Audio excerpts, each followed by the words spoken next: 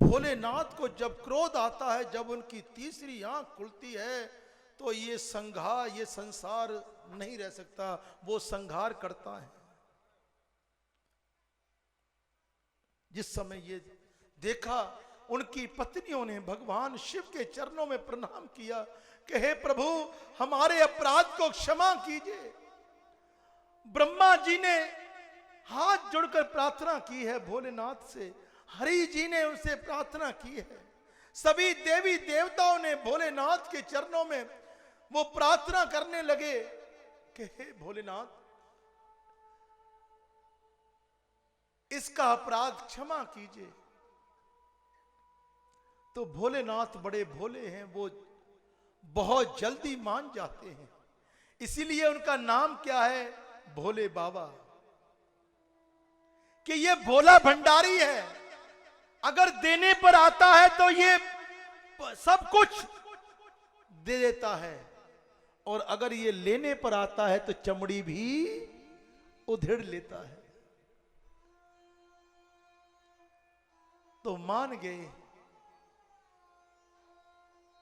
ब्रह्मा जी ने कहा कि हे प्रभु, इस दक्ष को जिंदा कर दीजिए, इसके अपराध को क्षमा कर दीजिए। तो एक बकरे के सिर को काटा और दक्ष प्रजापति के सिर पर रख दिया है, उसको जिंदा कर दिया है। तो तब दक्ष प्रजापति ने उनके चरणों में दंडवत प्रणाम किया है कि हे भोलेनाथ, हे त्रिपुरारी, हे कालों के महाकाल, हे भोलेनाथ, मेरे अपराध को क्षमा कीजिए। मैं क्षमा के योग्य नहीं हूं, मैंने आपको बिसराया है। हे भोलेनाथ, मेरे अपराध को क्षमा कीजिए और इस यज्ञ को संपूर्ण कीजिए। तब जाकर उस यज्ञ को संपूर्ण किया था। इस प्रकार भोलेनाथ की महिमा बड़ी अपरंपार है। कभी भी भागवत महापुराण श्री सुखदेव जी महाराज ये कहते हैं कि कभी भी अपने पति का तिरस्कार नहीं करना चाहिए। अगर आप घर की लक्ष्मी हैं तो पति आपका परमेश्वर है। जब वो सुबह उठता है, उसे चिंता होती है कि भाई मेरे बच्चे भूखे होंगे, मुझे इनका पेट पालना है, तो वो सुबह निकलता है, शाम को घर आता है। किस तरह वो काम करता है, किस तरह वो तुम्हारे बच्चों को पालता है, किस तरह तुम्हारा पालन पोषण करता है। पत्नी के बगैर पति अधूरा है और पति के बगैर पत्नी अधूरी है। इस बात को हमेशा याद रखना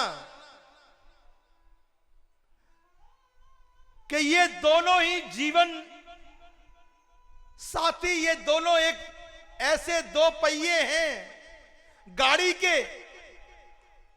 ये दो पहिए ऐसे हैं कि अगर ये दो पहिए लगे हों गाड़ी में तो गाड़ी चलती रहेगी, चलती रहेगी, चलती रहेगी, वो रुकेगी नहीं।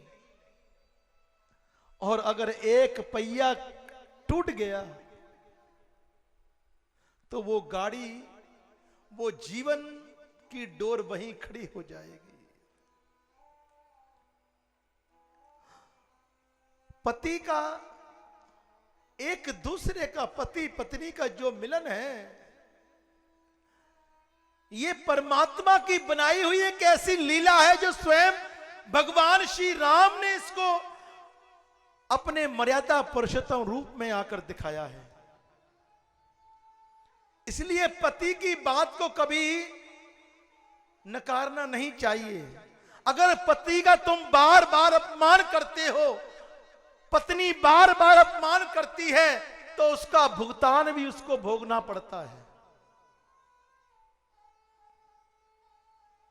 कि मां सती ने अपने सती को, शरीर को जो है नष्ट कर दिया, उसमें भस्म कर दिया। भगवान शिव ने अपने दोनों हाथ पर अपनी सती को उठाया और वो सब कुछ भूल गए कि मेरा चंद्रमा कहां है, मेरा त्रिशूल कहां है, मेरा नाग कहां है, मेरी देह कहां है। वो अपने पति अपनी पत्नी के उस वियोग में इतना चिंतित हो गए और लेकर चले जा रहे हैं, चले जा रहे हैं,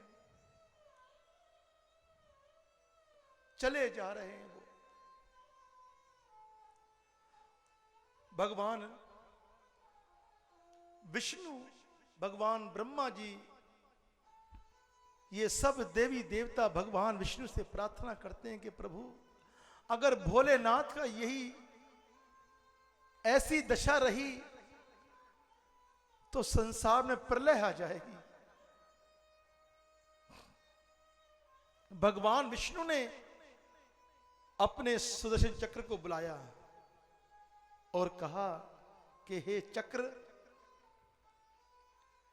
इस तरह से तूने मां के शरीर को छोटे छोटे अंगों में काटना है कि भगवान शिव को पता ही ना हो चले, उनको ऐसा ही लगे कि मेरी सती मेरे हाथों पे ही है। तो चक्र सुदर्शन ने भगवान को प्रणाम किया है और उसने सती के अंगों का छोटे छोटे रूप में टुकड़ा कर दिया है। जहां पर नैन गिरे वहां पर नैना देवी बन गई, जहां पर चरण गिरे वहां पर चरण पादुका बन गई। तो इस तरह मां सती के जितने भी ये ज्वाला है, चामुंडा रानी है, ये सब मां सती के अंग हैं। इस प्रकार मां भगवती की ये भगवान की लीला है।